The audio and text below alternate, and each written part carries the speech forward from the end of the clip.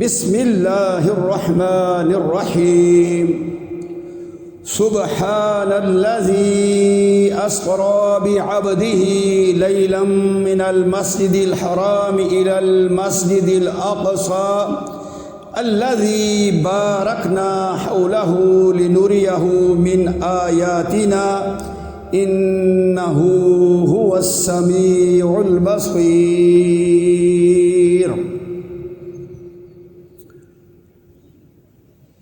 سورہ بنی اسرائیل، سورہ نمبر 17، آیت نمبر 1۔ پاک ہے وہ ذات جس نے رات کے ایک معمولی سے حصے میں اپنے بندے کو یعنی محمد الرسول اللہ صلی اللہ علیہ وسلم کو مسجد حرام سے دور کی مسجد یعنی مسجد اقصی لے گیا، وہ جس نے اس کے ارد گرد کی تمام چیزوں کو بابرکت بنا دیا تاکہ وہ اللہ اپنے بندے محمد الرسول اللہ صلی اللہ علیہ وسلم کو اپنی کچھ نشانیاں دکھلائے۔ بلا شبہ وہ سننے والا ہے، دیکھنے والا ہے۔ آج کے خطبہ جمعہ کا موضوع ہے واقعہ معراج کی حقیقت۔ رسول اللہ صلی اللہ علیہ وسلم کو ملنے والے معجزات میں سے سب سے بڑا معجزہ اسراء و معراج ہے۔ اس کے دو حصے ہیں۔ پہلا حصہ زمین سے زمین تک کا سفر، یعنی مسجد حرام خانہ کعبہ سے بیت المقدس یعنی مسجد اقصی تک کا سفر، اسے اسراء کہتے ہیں۔ اور دوسرا زمین سے آسمانوں کے اوپر سدرۃ المنتہا اور جہاں تک اللہ تعالیٰ لے جانا چاہے وہاں تک کا سفر، اسے معراج کہتے ہیں۔ یہاں ایک سوال اٹھتا ہے کہ معراج سے پہلے یعنی آسمانوں سے پہلے اسراء کیوں کروایا گیا؟ براہ راست خانہ کعبہ سے آسمانوں کے اوپر کیوں نہیں لے جایا گیا؟ مفسرین نے اس کا بہت بہترین جواب دیا ہے۔ وہ اس لیے کہ اللہ تعالیٰ خوب جانتا تھا کہ جب رسول اللہ صلی اللہ علیہ وسلم معراج سے واپس آ کر اپنے اس واقعے کی خبر دیں گے تو ابو جہل اور اس کے ساتھی یعنی مشرکین مکہ جو بیت المقدس کو بہت اچھی طرح جانتے تھے، اس کے متعلق وہ سوالات کی بوچھاڑ کر دیں گے۔ لہٰذا اللہ تعالیٰ نے پہلے زمینی سفر کروایا تاکہ اس زمینی سفر جو ہے یہ آسمانی سفر کی سچائی کی دلیل بن جائے۔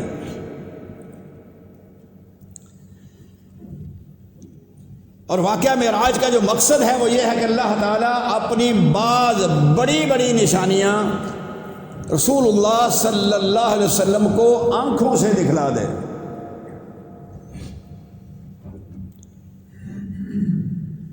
یہ قرآن مجید کا سب سے بڑا معجزہ ہے، جو قرآن مجید میں معجزات ذکر ہیں ان میں سب سے بڑا معجزہ ہے۔ صحیح بخاری حدیث کا نمبر 349، رسول اللہ صلی اللہ علیہ وسلم فرماتے ہیں میرے گھر کی چھت کو کھول دیا گیا اور جبرائیل علیہ السلام وہاں سے نازل ہوئے، اور پھر مجھے حتیم کے اندر لے جایا گیا اور وہاں میرے سینے کو چاک کر دیا گیا، میرے دل کو باہر نکالا اور اسے آب زمزم سے دھویا، اور پھر حکمت و ایمان سے بھرا ہوا ایک تشت جو جنت سے لے کر آئے تھے جبریل علیہ السلام، وہ اس حکمت و ایمان سے رسول اللہ صلی اللہ علیہ وسلم کے سینے کو بھر دیا گیا، دل واپس اپنی جگہ پہ رکھا اور سینے کو سی دیا، جوڑ دیا۔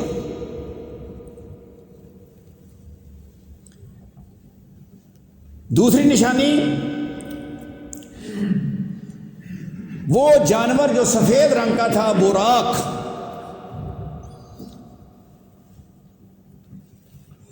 صحیح بخاری حدیث کا نمبر 3887 اور جامع ترمذی 3131۔ وہ سفید براق پر جب نبی صلی اللہ علیہ وسلم کو سوار کیا گیا مسجد حرام سے اس دل کے بائی پاس کے بعد، تو وہ براق اپنی فطرت کے مطابق اس نے شوخی دکھائی۔ جبرائیل علیہ السلام نے اس کے کان میں کچھ کہا تو اس کے پسینے چھوٹ گئے اور شوخیاں ساری کی ساری ختم ہو گئی۔ کان میں کیا کہا تھا؟ کہا تجھے پتا ہونا چاہیے کہ اس وقت تیری پشت پہ سوار اللہ تعالیٰ کے نزدیک معزز ترین سواری ہے، کائنات کا سب سے معزز ترین شخص تیرے اوپر سوار ہے، لہذا اس کی شوخیاں ختم ہو گئی، اور وہاں سے وہ نبی صلی اللہ علیہ وسلم کو لے کر بیت المقدس جو 40 دن کی مسافت تھی، اس کا قدم وہاں تک پڑتا تھا جہاں تک اس کی نگاہ جاتی تھی۔ آج سائنس بالکل اس پر بے بس ہے کہ سپیڈ کیا تھی، پھر آسمانوں پہ جانے کی کیا سپیڈ تھی، روشنی کی سپیڈ نہیں، روشنی کی سپیڈ سے بھی کہیں زیادہ۔ وجہ یاد رکھیے گا ایک اصول، اللہ تعالی جس چیز سے جب اور جہاں جو کام لینا چاہتا ہے اللہ تعالیٰ لے سکتا ہے۔ اللہ تعالیٰ کے سامنے کوئی ایسی بات ناممکن نہیں ہوتی۔ وہ ہستی ہے جو کن کہے تو فیکون اسی وقت ہو جاتا ہے۔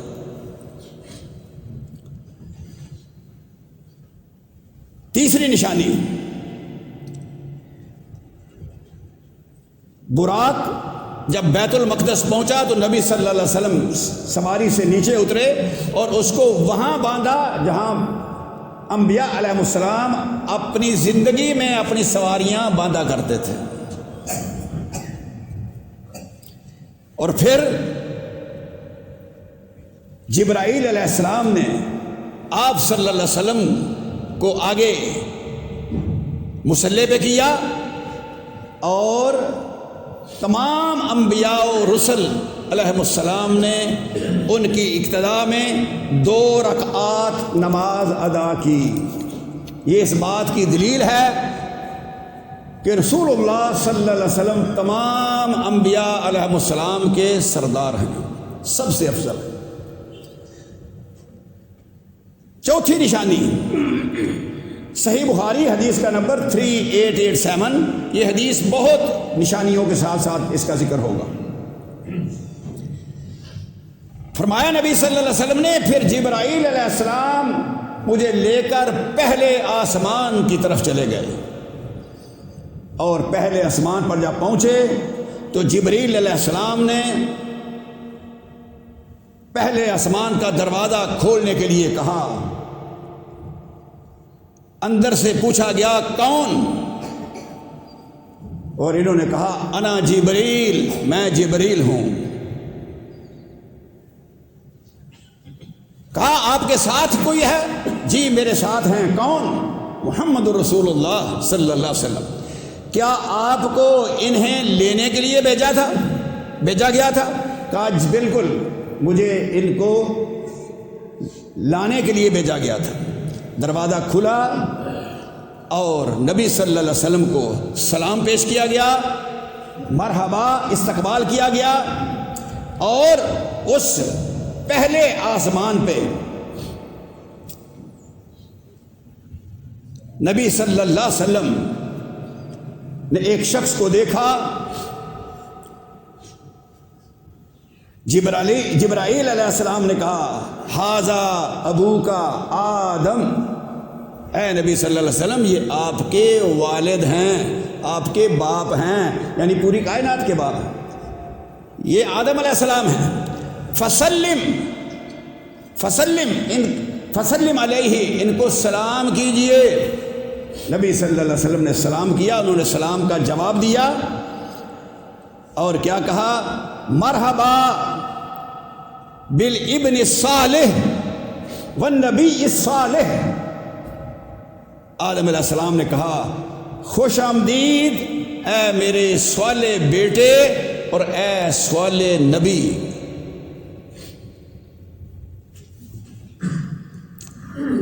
تو یہاں سے ہماری زندگی کے لیے ایک نقطہ نکلا کہ جب ہم میں سے کوئی کسی کے گھر جائے، چاہے اپنے ہی گھر کیوں نہ جائے، اور دروازہ بند ہو، دروازے پر دستک دیں تو اندر سے پوچھا جائے گا کون؟ تو آپ نے یہ نہیں کہنا میں، آپ نے اپنا نام بتانا ہے۔ سلام کیجئے السلام علیکم اور اپنا نام بتائیے، اس لیے کہ یہ دین ادب ہے۔ دوسرے آسمان پر اسی طرح پوچھا گیا کون؟ آپ کے ساتھ کون؟ کیا انہی کو لینے گئے تھے آپ؟ پھر دروازہ کھلا اور وہاں پر نبی صلی اللہ علیہ وسلم کی ملاقات یحییٰ علیہ السلام اور عیسیٰ علیہ السلام، جو آپس میں دونوں خالہ زاد بھائی ہیں، ان سے ملاقات ہوئی۔ تیسرے آسمان پر یوسف علیہ السلام سے ملاقات ہوئی، اور صحیح مسلم حدیث کا نمبر 411 فرمایا نبی صلی اللہ علیہ وسلم نے ہوا قد اعطی شطر الحسن، پوری کائنات کے بندوں کے حسن میں سے اللہ تعالیٰ نے آدھا حسن یوسف علیہ السلام کو عطا کیا۔ اتنے حسین کہ اللہ تعالیٰ نے اپنے تمام کائنات کے بندوں کو، قیامت تک آنے والے آدم علیہ السلام سے لے کر قیامت تک آنے والے آخری انسان تھے، کہ جتنا بھی ان کا حسن تھا ان میں سے آدھا حسن یوسف علیہ السلام کو عطا فرمایا۔ چوتھے آسمان پر ادریس علیہ السلام سے ملاقات، پانچویں پر ہارون علیہ السلام سے، چھٹے پر موسیٰ علیہ السلام سے، ساتویں پر ابراہیم علیہ السلام سے۔ پھر جبرائیل علیہ السلام نے کہا ھذا ابوکا فسلم علیہ، یہ آپ کے والد ہیں۔ اسماعیل علیہ السلام کی اولاد میں سے ہیں نبی صلی اللہ علیہ وسلم، تو اسماعیل علیہ السلام کے یہ والد ہیں۔ ابراہیم علیہ السلام، نبی صلی اللہ علیہ وسلم نے سلام کیا اور انہوں نے بھی سلام کا جواب دیا، اور اسی طرح کہا خوش آمدید صالح بیٹے صالح نبی۔ اور پھر کیا ایک بات کہی، جامع ترمذی حدیث کا نمبر 3462، اے میرے بیٹے اپنی امت کو میرا سلام کہنا۔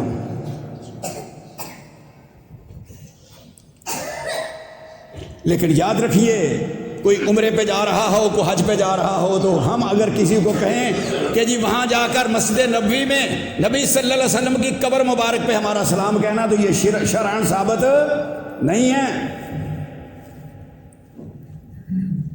آپ درود شریف پڑھیے، درود و سلام پڑھیے، یہیں سے پہنچ جائے گا، لیکن آپ کسی کے ہاتھ پارسل پیک نہیں بھیج سکتے۔ ابراہیم علیہ السلام نے کہا اپنی امت کو میرا سلام کہنا، اور ان کو کہنا کہ جنت کی مٹی بڑی زرخیز ہے اور بالکل ہموار ہے، اس کا پانی بے حد میٹھا ہے، اور یہاں پر اپنی امت سے کہنا خوب کاشتکاریاں کر لیں.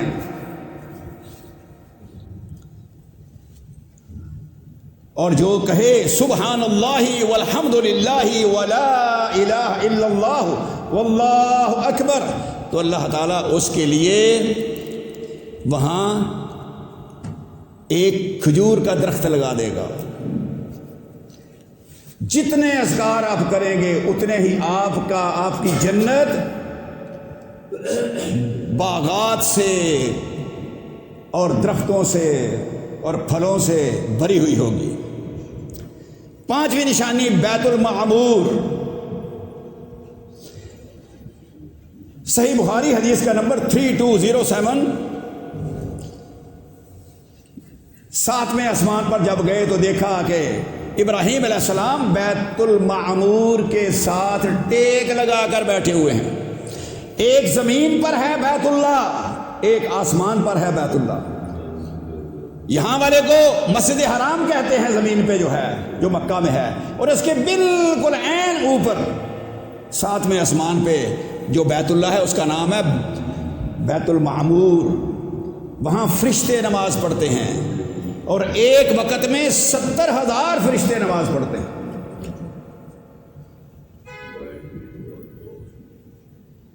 اور جس نے ایک دفعہ اس میں سے نماز پڑھ کے باہر آ گیا، قیامت تک اس کی اب دوبارہ باری نہیں آئے گی. ذرا غور کیجئے، لائیے کو کیلکولیٹر، بتائیے کسی سائنسدان سے پوچھئے کہ فرشتوں کی تعداد کتنی ہے، کوئی نہیں بتا سکے گا، کوئی نہیں بتا سکے گا. اللہ عالم، اللہ ہی خوب جانتا ہے. اس کے بعد اسی حدیث کے اندر آتا ہے کہ پھر میری مہمان نوازی کی گئی.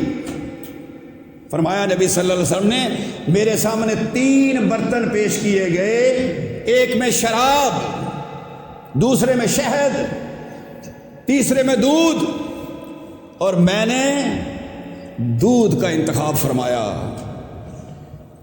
جبریل علیہ السلام نے کہا ہی الفطرہ التی انت علیہا و امتک. اے نبی صلی اللہ علیہ وسلم،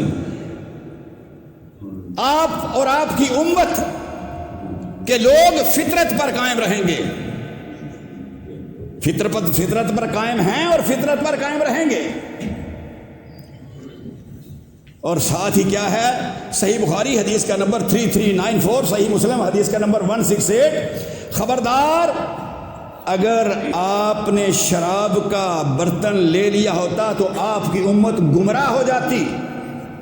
یہاں سے نکتہ یہ نکلتا ہے کہ نبی صلی اللہ علیہ وسلم کا اگر کوئی امتی راہ راست سے ہٹا ہوا ہے، شراب کا عادی ہے یا کبھی کبھی پیتا ہے، اسے بتائیے اس کو چھوڑ دیجئے، اس کو چھوڑ دیجئے، ورنہ آپ گمراہ ہو جائیں گے. 7ویں نشانی سدرۃ المنتہا. یہ وہ مقام ہے جو رب کریم کی طرف سے کوئی بھی چیز آئے تو یہاں آ کر رک جاتی ہے. یہاں سے پھر اللہ کے احکامات فرشتے نوٹ کرتے ہیں، لیتے ہیں، اور پھر آ کر اس کو نافذ کرتے ہیں. زمین سے کوئی چیز اوپر جائے تو وہ بھی یہاں پر آ کر رک جاتی ہے. انتہا، یہ انتہا کا مقام ہے. اوپر سے نیچے آئے تب بھی، نیچے سے اوپر جائے تب بھی، یہ انتہا کا مقام ہے. اس سے آگے کوئی نہیں جا سکتا. اور اس سے 4 نہریں نکلتی ہیں، 2 ظاہری 2 باطنی. ظاہری نہریں زمین میں ہیں، ایک فرات اور ایک نیل، اور باطنی نہریں دونوں جنت میں ہیں. اس کے پتے نبی صلی اللہ علیہ وسلم نے فرمایا میں نے دیکھا ہاتھی کے کانوں جتنے پتے تھے. اور اس سدرۃ المنتہا بیری کا جو پھل تھا وہ ہجر کے مٹکے، بہت بڑے بڑے مٹکے، بہت بڑے بڑے مٹکے، جس میں منو چیز آ جاتی تھی. تو اس سدرۃ المنتہا کے پھل ہجر کے مٹکے جیسے تھے. 8ویں نشانی سدرۃ المنتہا کے پاس نبی صلی اللہ علیہ وسلم نے جبرائیل علیہ السلام کو دوسری بار اصلی شکل میں دیکھا۔ جبرائیل علیہ السلام کے 600 پر تھے،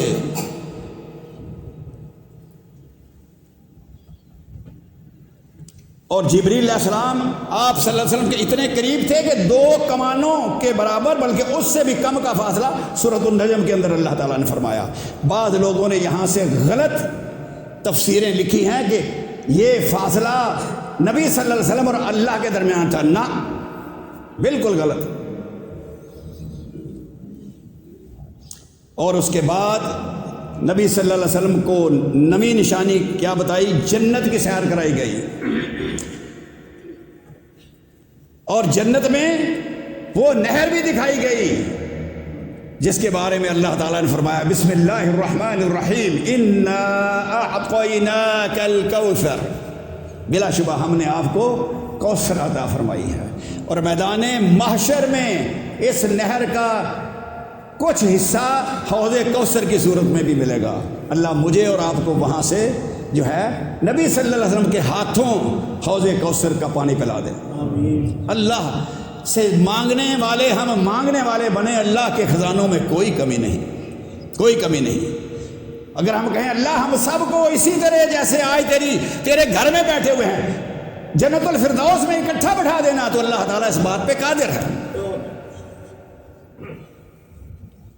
ہم اپنے آپ کو نہ دیکھیں کہ میرے پلے کچھ نہیں ہے، ہم اس رب کریم کو دیکھیں جس کے خزانوں میں ساری کائنات، سب سے اعلیٰ جنت مانگ لے تو اللہ کے خزانوں میں اتنی کمی نہیں ہوتی کہ سمندر میں سوئی کو ڈبوئیں اور باہر نکال دیں، کتنا پانی ساتھ لائے گی۔ اب آ جائیے عقیدے کا سوال۔ کیا نبی صلی اللہ علیہ وسلم نے معراج کے موقع پر اللہ تعالیٰ کو اپنی ان سر کی آنکھوں کے ساتھ دیکھا یا نہیں دیکھا؟ جواب ہے نہیں دیکھا۔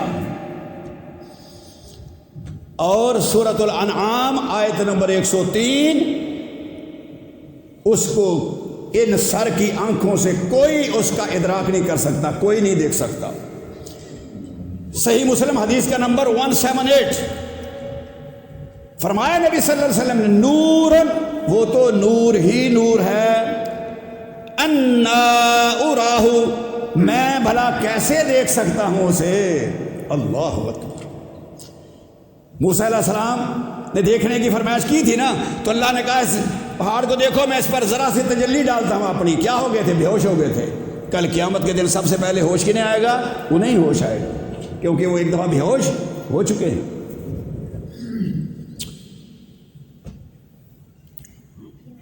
ہاں البتہ قیامت کے دن ہر جنتی اللہ رب العزت کا دیدار کرے گا، ایسے جیسے 14ویں رات کا چاند ہو یا نصف النہار کا سورج ہو۔ کبھی کسی نے کہا تھوڑا پیچھے ہٹو بھائی مجھے سورج دیکھنے دو، کبھی کسی نے کہا تھوڑا پیچھے ہٹو بھائی کیا کر رہے ہو مجھے چاند دیکھنے دو۔ نہ، کسی کو دیکھنے میں کوئی تکلیف نہیں ہوتی، تو کسی جنتی کو کوئی دیکھنے میں تکلیف نہیں ہوگی۔ ہاں البتہ جنت کی تمام نعمتوں سے بڑی نعمت اللہ کا دیدار ہوگا۔ اللہ ہم سب کو اس نعمت سے مالا مال کرتے ہیں۔ دوسرا عقیدے کا سوال، ذرا سوچئے گا، غور کیجئے گا، اللہ نے عقل عطا فرمائی ہے۔ بعض لوگوں کا عقیدہ ہے کہ اللہ کے نبی صلی اللہ علیہ وسلم حاضر و ناظر ہیں۔ اگر اللہ کے رسول صلی اللہ علیہ وسلم حاضر و ناظر ہوتے تو بتائیے اس معراج کی کوئی ضرورت تھی؟ کوئی ضرورت نہیں تھی۔ بیت اللہ سے، مسجد حرام سے مسجد اقصیٰ میں بھیجنے کی ضرورت ہی نہیں تھی۔ جب وہاں بھی موجود ہیں، یہاں بھی موجود ہیں، تو کیا ضرورت ہے بھیجنے کی؟ اسی طرح پہلے آسمان پر تفتیش ہو رہی ہے، دوسرے، تیسرے، چوتھے، پانچویں، چھٹے، ساتویں پر تفتیش کی کیا ضرورت تھی؟ جب وہ ہر جگہ ہی موجود ہیں، ہر جگہ حاضر ہیں اور ناظر ہیں، تو پھر کیا ضرورت ہے پوچھنے کی؟ نہیں۔ یہ واقعہ معراج اس بات کی بین دلیل ہے کہ اللہ تعالیٰ کے نبی صلی اللہ علیہ وسلم حاضر و ناظر نہیں ہیں، نہیں ہیں، نہیں ہیں۔ اللہ سے دعا ہے اللہ مجھے اور آپ کو